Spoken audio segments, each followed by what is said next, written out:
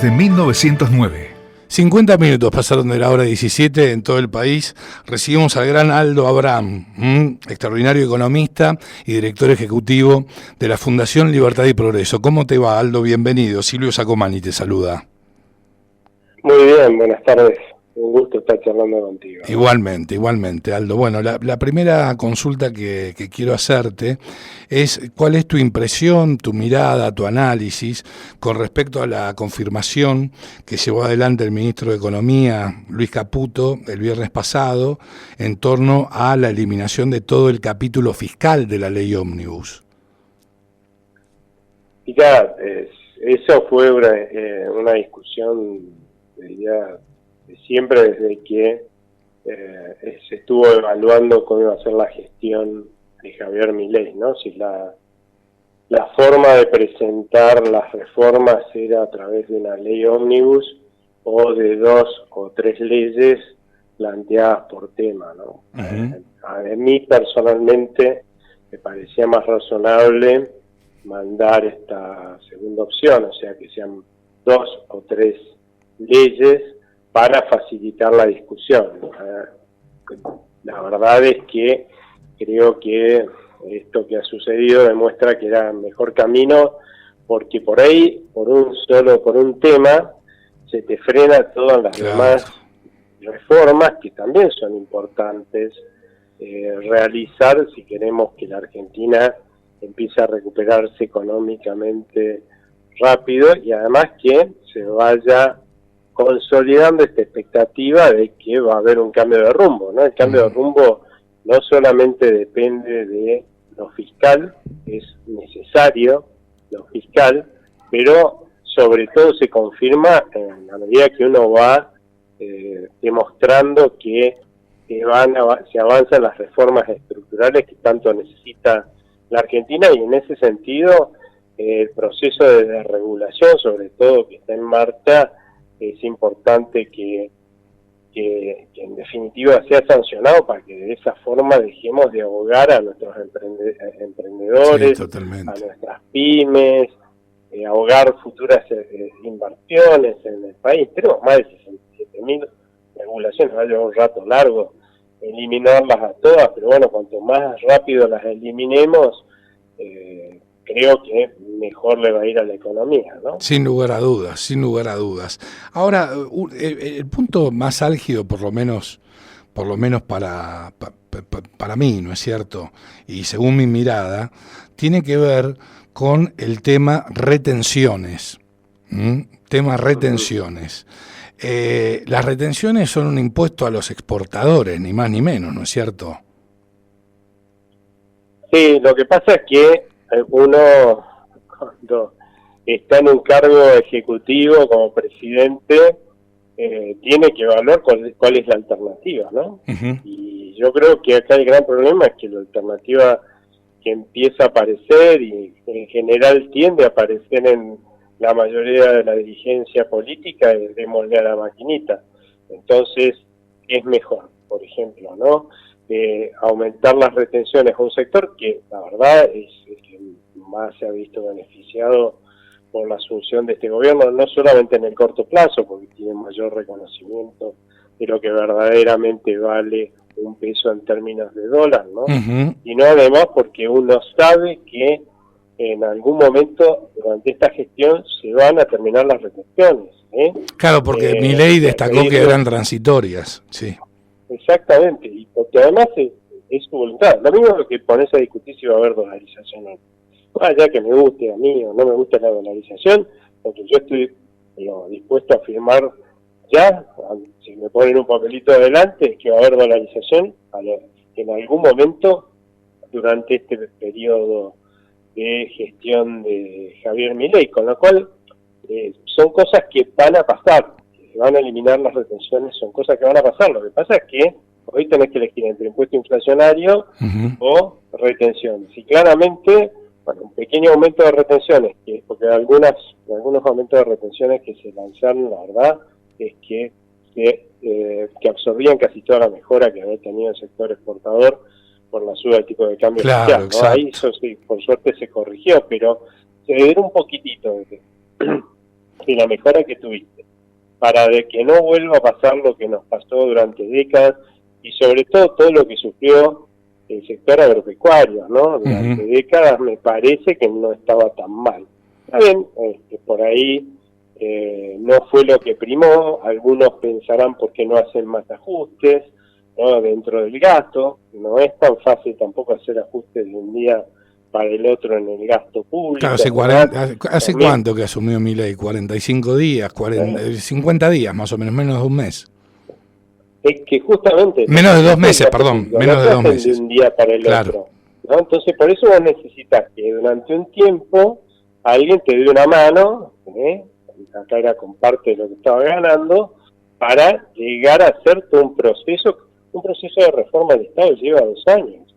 Olvídense, el más ambicioso de todos, el más restrictivo, no lleva menos de 2 años. Lo que pasa es que algunos piensan que es soplar y hacer botella, uno sube con una varita mágica y desaparece la mayoría de los gastos de un día para el otro. Eso no es cierto, o sea, no lo puede hacer nadie. La mayoría de los que están hablando de ese tipo de cosas, colegas míos y políticos, la verdad es porque no tienen ni idea de cómo hacerlo, porque no, si estuvieran ahí tampoco lo podrían hacer de un día para el otro. Sí se puede hacer con tiempo, y ese es el tiempo un poco que uno, que supongo yo que el gobierno quiso pedirle a algunos que apoyaran. Lo mismo pasa con los gobernadores no quieren hacer ajustes en sus provincias. Ahora sí, cuando se hablaba de las retenciones decían, bueno, no, que hagan más ajustes en la nación. Sí. Ajustes que después sus legisladores no apoyan, ¿no? Entonces yo decía, pero digamos, esto así no...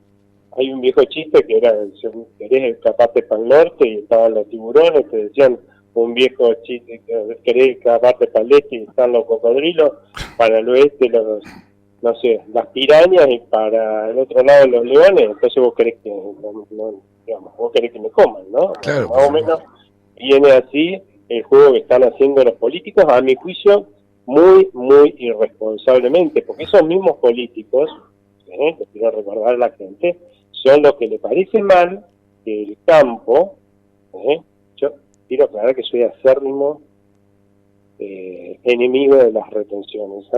Sí, no, eso está claro, sí, por supuesto. Vos sabés porque has hablado conmigo. Sí, por supuesto. ¿no? Pero por las dudas alguien que no me esté escuchando, que no me haya escuchado antes, esté escuchando, bueno, soy acérrimo enemigo. Pero los mismos, yo lo que quiero mostrar es la incoherencia de nuestra dirigencia. Bueno, recordar la 125, que si no hubiese sido por Cobos, ¿sí? Se hubiese dado, y eso implicaba mayores retenciones al campo. Y hoy los que pretendían retenciones al campo votarían, es más, van a votar en contra de la ley ómnibus, que tiene que ver con el sector de la oposición irresponsable, que es ni más ni menos que el kirchnerismo. Sí, pero una cosa, ahí tenés un segundo punto importante. Pero el donde quería apuntar es que esos mismos gobernadores y políticos que estuvieron presionando para que se sacaran las retenciones eran los que querían que se pusieran el impuesto a las ganancias, cuando la gente, la verdad, es la que más sacrificio está haciendo en este momento para resolver los problemas que heredó este gobierno. Entonces, a eso sí, porque esta parte como es coparticipable, ¿viste? Ellos reciben su platita y entonces la pueden gastar. Eso es realmente irresponsabilidad o incoherencia, que elijan lo que mejor le quepa a estos políticos. Y lo otro, cuando dicen, bueno, no vamos a votar la ley ómnibus, lo que quedó con toda la parte de la regulación, que en realidad lo que está en esa parte es sacarle a corporaciones gremiales, intelectuales, profesionales y empresariales un montón de privilegios y de subsidios que los recibían y les permitían ganar más plata a costa de todo el resto de los argentinos. Pongamos las cosas con su nombre, porque no es que esa plata que ellos de alguna forma hacen con esos privilegios y esos subsidios salió de la nada. Entérense que salió de nuestros bolsillos, sigue saliendo de nuestros bolsillos. Ahora, cuando vos le estás pidiendo a la mayoría de los argentinos, a todos los argentinos, que hagan un gran sacrificio para resolver los problemas que heredó el anterior gobierno, vas a decir, bueno, a estos no solamente no le pidamos sacrificio, sino que lo sigamos subsidiando y dándole privilegios a costa de todo el resto. Me parece que algo está mal, ¿no? Porque entonces quiere decir que todo el resto va a tener que hacer mucho más sacrificio todavía. Por supuesto. ¿No? Sí. Sí, eso, sí, sí. Eso es realmente hacer demagogia barata y politiquera, porque claro, como nosotros la mayoría no sabemos, no nos enteramos de esto, que realmente esos privilegios y esos subsidios estamos pagando a costa del bienestar de nuestra familia, y los otros tienen poder, ¿no? Poder ya sea económico para arreglar o para hacerse amigos de los legisladores, o poder político, ¿sí? De presión política en las calles. Bueno, eso siempre van a ganar, pero la verdad es que nosotros tenemos que estar muy atentos a esto como ciudadanos e identificar quiénes están defendiendo los intereses del conjunto de los argentinos y quiénes los intereses de las corporaciones a costa del resto de los argentinos, ¿no? Sí, sí, totalmente. Ahora, viste que Guillermo Francos, ministro del Interior, le envió un mensaje contundente a los gobernadores en relación a que van a tener que ajustar ellos, ¿no es cierto?, los gastos corrientes de cada provincia. ¿De qué manera lo pueden hacer, siendo que, por ejemplo, dieron marcha atrás desde el gobierno con ganancias, no me acuerdo si las retenciones son coparticipables, me parece que sí, ¿no? No, las retenciones no eran no son coparticipables. Le costaba muy poco adherir al reclamo para que no se pongan, ¿no? Porque como ellos no iban a recibir nada, en cambio sí proponían y propusieron, que además ya estaba enviado, el tema del impuesto a las ganancias, que no estaba en el claro, para poder de esa forma, digamos, hacerse de más recursos. Claro. No sé, pero los gobernadores decían que ellos hubieran, evidentemente, si hubieran sido presidentes en vez de gobernadores, hubieran podido hacer ajustes en la nación, ¿no? Supongo que sabrán hacerlos en su provincia.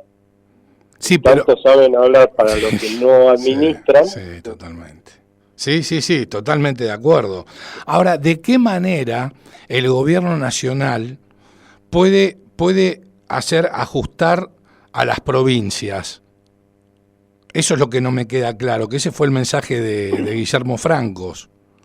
Lo que pasa es que la nación recibe recursos de la coparticipación que usualmente se utilizan, ¿sí?, para transferírselos a las provincias, ¿sí? Sí. Hay algunos recursos de estos que, si aparece que se usan, se deberían usar, vamos a poner los términos como son, ¿no?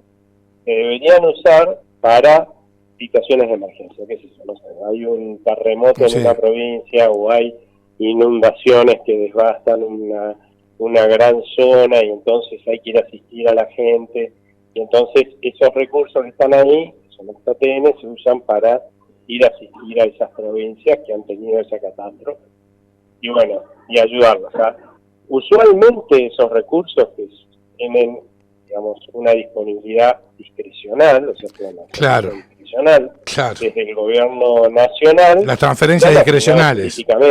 Claro. Bueno, las transferencias discrecionales, decís, por parte del gobierno. Sí, esas son las que se les van a recortar. Esas transferencias se han usado más bien políticamente. Sin dudas. Dependía del gobierno que estaba ahí arriba, recibía algún gobernador y no otros por criterio de emergencia. ¿Cómo sobrevivió Formosa, Tucumán, Chaco, mismo la provincia de Buenos Aires con Kicillof? El otro día estaba leyendo un artículo muy interesante que entre el mes de diciembre y enero, al 22 de enero lo marcaban, o al 24 de enero, el gobierno anterior, en el año 2022, sí, 22-23, diciembre del 22, enero del 23, había llevado adelante, ¿sí?, transferencias discrecionales por 37.000 millones de pesos. Y este gobierno, en el mismo periodo, 60 millones de pesos. Bueno, es porque justamente eran gobiernos del mismo palo, claro, como se patinan toda la plata los gobernadores durante el año. después tiene que salir para pagar los sueldos en diciembre más los aguinaldos, asistirlos, ¿no? Entonces, esto es lo que ha lamentablemente estado pasando a lo largo de toda la historia. Entonces, ahora lo único que tiene que hacer el gobierno nacional, estas transferencias hay tanto corrientes para gastos corrientes como para también gastos de capital.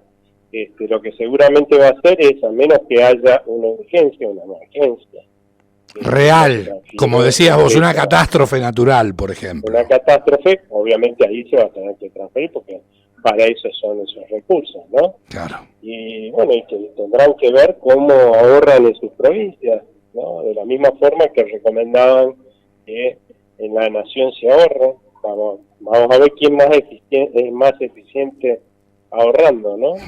Sí, totalmente. Y es más, yo lo que le recomendaría a los argentinos es que miremos esta competencia, ¿no? Y a presidente, para la próxima vez votemos al que más ahorró, porque eso es lo que necesitamos. Sí, alguien que sea austero manejando los recursos de la Argentina, eso es lo que necesitamos para presidente, así que hay que premiar al que mejor lo haga, ¿no? Seguro, sí, sin dudas. Ahora, lo que te quería consultar tenía que ver con el tema de lo que planteó Milei el domingo, por lo menos salió publicada en el Wall Street Journal el día domingo una entrevista que le hicieron, y él decía que en el Banco Central, hasta el día de hoy, había comprado 5.000 millones de dólares, ¿sí? Y que con 2.500 millones de dólares más, son 7.500 millones de dólares, que es la base monetaria, es lo que dijo Milei, se puede dolarizar. ¿Vos estás en línea con las manifestaciones, las consideraciones de Milei en torno a este punto? En realidad lo que él dijo es que estábamos cada vez más cerca porque como estaba comprando dólares, en la medida que se elimine lo que es la deuda remunerada, que falta un montón. Claro, sí, es cierto. Habló de 7.500 millones de dólares para rescatar, pero de eso estamos recontra lejos, ¿no? Nosotros todavía, imagínate que el Banco Central nuestro todavía está usando hoy más de 7.000 millones de dólares que son de terceros. Hoy tiene 27, 28 billones, o sea, millones de millones de deuda remunerada al Banco Central que hay que bajar. Claro, estamos lejos. Lo es cierto, y es algo que yo siempre dije, porque algunos pusieron en duda que dado esto que está haciendo Caputo hoy, realmente hubiera una vocación por ir a una dolarización, es que de vuelta, yo firmo que vamos a tener una dolarización seguro para el momento en que termine este primer periodo de gobierno de Javier Milei, porque es su objetivo, él ya lo dijo y es el objetivo que se ha planteado y lo va a cumplir, antes, creo yo, de las próximas elecciones presidenciales para demostrar que cumple con sus compromisos, ¿no? Y ahí nos olvidamos de la inflación descomunal que tenemos. Sí, alguien te diría, porque ¿cuál es la estrategia que se está siguiendo hoy? La estrategia que se está siguiendo hoy, había otra que se había propuesto, pero no fue elegida por el presidente. La estrategia que se está siguiendo hoy es, bueno, veamos de volver solvente al Banco Central antes de hacer una dolarización, a un Banco Central que se heredó, estaba absolutamente quebrado, ¿no? Porque estaba usando en ese momento más de 10.000 millones de dólares ajenos, ¿no? O sea, recontra quebrado. Bueno, vamos a darle solvencia, cuando tenga solvencia el Banco Central, hacemos la dolarización. También es cierto, que si vos recuperás la solvencia del Banco Central, alguien te puede decir que con recuperar la solvencia del Banco Central ya tenés un Banco Central como cualquiera de los países vecinos que tiene una inflación de un dígito por año, ¿no? Claro, por supuesto. Bueno, vayamos a tener un dígito por año y nos quedemos con el peso. Lo que pasa es que los que siguen a Javier Milei, los que lo votaron, ¿sí? Y el propio Javier Milei, ellos consideran, y algo de razón tienen, que hemos demostrado que somos unos incapaces para manejar una moneda durante 7 décadas, que es lo que va a cambiar hacia adelante para que manejemos y siempre votemos gobiernos que no nos vuelvan a estafar con el Banco Central, ¿no? Tienen un buen punto, porque ellos dicen, bueno, ponele, ¿cuánto puede gobernar Javier Milei, 8 años, bueno, seguro que vamos a tener una inflación de un dígito, la mayor parte de toda esa gestión, ¿no? Pero bueno, y si cuando nos vamos nosotros, por ahí gana otro que usa el Banco Central para financiarse, estafando a los argentinos. Sí, ¿no? Entonces, sí, lo vivimos con el kirchnerismo. Un instrumento de estafa a manos de políticos que se han demostrado a lo largo de toda la historia como unos irresponsables. También sí, irresponsables, demagogos, populistas, colectivistas. También podríamos madurar los argentinos como ciudadanos. Sin dudas. No volvemos a votar ese tipo de Esa es toda la discusión que hace a dolarización sí, dolarización no, en realidad. Sí, por supuesto. Ahora, ¿la emisión monetaria disminuyó, Aldo? Entiendo que sí. Sí, disminuyó cuando... Lo que pasa es que tampoco era muy difícil porque el gobierno anterior, igual 10 de diciembre, dando a la maquinita al rojo vivo. Sí, mal. Sí. Bueno, por ahí se incendiaba si seguía un poquito más y nos ahorrábamos, o sea, no se emitía más, pero la realidad es que lo que ha terminado pasando es que a esta altura tenemos más o menos la misma cantidad de pesos que al final del gobierno anterior, o sea, no siguieron adicionando más pesos en el mercado, y eso es bueno porque eso quiere decir que a diferencia del anterior gobierno, que este proceso hiperinflacionario le estaba tirando cada vez más combustible, ¿no? Este incendio gigantesco que teníamos en el país, más combustible, hoy no le están echando más combustible al proceso hiperinflacionario. Hoy todavía vemos por ahí una pérdida de poder adquisitivo de la moneda, no tanto por lo que se está emitiendo, sino por el hecho de que ya en la anterior gestión, ¿no? En los últimos 2 años, sobre todo los argentinos hemos estado dejando de demandar pesos para que nos puedan estafar menos. Sí, esa es la palabra. Que pueden estafar para financiar al gobierno, y esa caída en la demanda de pesos todavía continúa. Fíjate que semanas antes de que asuma el presidente Milei, ¿no? Y semanas después hubo una gran tranquilidad, incluso cuando subió el dólar oficial, sí. Resulta que los dólares paralelos no solo no subieron, sino que bajaron. Sí, llegamos a una brecha del 20%. Y eso en realidad se debió a que la gente estaba muy esperanzada con el cambio de rumbo que iba a tener el país. Pero claro, después aparecieron todas las corporaciones haciendo reclamos y haciendo ostentación de poder en las calles, qué sé yo, y en los medios, y también toda una discusión dentro del Congreso, puso en duda, una cosa es la convicción de un gobierno de cambiar de rumbo, pero este gobierno sí, pero necesitas el apoyo político necesario. Claro, por supuesto. Es el aval de la mayoría de los dirigentes políticos, por lo menos los que están en el Congreso, ¿no? Para poder cambiar. Claro, bueno, que eso es lo que... A medida que ese cambio... Sí, decime, a medida que ese cambio de rumbo se pone en duda, y lo que vamos a tener a la gente fugando capitales, de vuelta huyendo de la moneda, y a los argentinos yéndonos cada vez peor, en la medida que ese rumbo se consolide. Yo creo que ahí está, si bien esto trajo expectativas de corto plazo muy malas, sacar el paquete fiscal, yo creo que lo que estaban apuntando en este momento es, bueno, por lo menos aprobemos el resto como confirmación de cambio de rumbo, ¿no? Y vamos, en vez de querer subir por el ascensor, bueno, vayamos por la escalera, escalón por escalón, ¿no es cierto? Y bueno, y eso, si tiene éxito esta estrategia, yo creo que lo que va a pasar es que la gente va a volver a dejar de huir del peso, ¿no?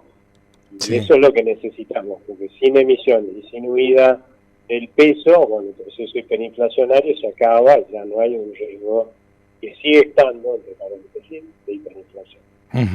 Ahora, Aldo, desde la Fundación Libertad y Progreso, ¿cuál es la estimación que hacen para el IPC del mes de enero? Va a estar por debajo del 20%. Nosotros tenemos alrededor del 19%. Una tendencia en baja versus diciembre. La tendencia es en baja, porque yo creo que el pico de inflación se dio en diciembre, estamos asumiendo siempre que se confirma con el apoyo legislativo el avance, digamos, en el cambio de rumbo, ¿no? Sí. Lo voy a decir, porque si no vamos a una hiperinflación. Total. O sea, no hay mucha otra alternativa, ¿no? Pero suponiendo que se confirma el rumbo, que cambia el rumbo de la Argentina, lo que vimos en diciembre en realidad es el reflejo de eso que te contaba ya hace un rato. Estaban dándole a la maquinita más no poder, destruyendo el valor de nuestra moneda. Eso tarda 4 meses en reflejarse en los precios de todos los bienes y servicios, está claro. pero la mayor parte se refleja en el primer mes. Por eso es que vimos una alta inflación en diciembre, ¿no? El otro motivo es porque, lamentablemente, por la baja calidad institucional que tiene la Argentina, el Estado tiene una enorme capacidad de daño sobre el sector privado. Entonces, ¿qué hicieron durante las elecciones? Las llamaban a las empresas, les decían no suban los precios, subir los precios mucho menos que la inflación. Claro, el pequeño problema es que la inflación es por lo que suben sus costos. Entonces llegaba un momento en que vos ibas y no estaban los productos en las góndolas, porque o ya los precios eran iguales a los costos, o los costos no habían pasado. Entonces, ¿qué te pasaba? Bueno, el desabastecimiento de combustible, que todos recordamos, ¿no? Sí, por supuesto. Las góndolas vacías. Sí. Y entonces iba el gobierno de vuelta y le decía, mira, te veo un pequeño aumento, pero hasta el 19 de noviembre manteneme más o menos provista a los surtidores, las góndolas, ¿no? Pero claro, se pasó el 19 de noviembre y la gente votó y ya fue, digamos, a todo el mundo empezó a ordenar los precios. De hecho, uno iba después del 19 de noviembre y encontraba 2 cosas. Una, la góndola estaba llena, los precios habían subido un montón. La góndola estaba vacía, no les habían dejado subir. No, sí, exactamente. Todo ese proceso de normalización de los precios se dio durante todo lo que, digamos, finales de noviembre y durante diciembre. Igual ahora todavía nos quedan algunos precios regulados a normalizar y también las tarifas de servicios públicos, ¿no? Sí, que esto se va a ver reflejado en el mes de febrero, entiendo. Una parte sí, parece que el gas no va a tener alza, porque así le parece que lo ha anunciado el gobierno, pero sí hay otras tarifas de servicios públicos que se van a ir actualizando a partir de ahora en cuotas, ¿sí? Y que van a presionar al alza de los precios. Todavía queda, acordate, parte de la pérdida de poder adquisitivo del gobierno anterior, por reflejarse en los próximos meses, pero eso es descendente, ya es cada vez más residual, ¿no? Sí. Así que no me extrañaría, por ejemplo, que la inflación de febrero sea del 15%, por ejemplo, ¿no? Siempre para abajo. Siempre, y sí. que en algún momento del segundo trimestre veas un dígito que seguramente vamos a festejar, cuando es un absurdo estar festejando algo que en otro país, cualquier país vecino, tiene sí, se tiran de un puente de 25 metros al vacío, claro. Exactamente, pero bueno, lo que nos han dejado y cómo nos han dejado hace que sea para festejar, lamentablemente, que en algún momento consigamos en el segundo trimestre un dígito de inflación mensual, ¿no?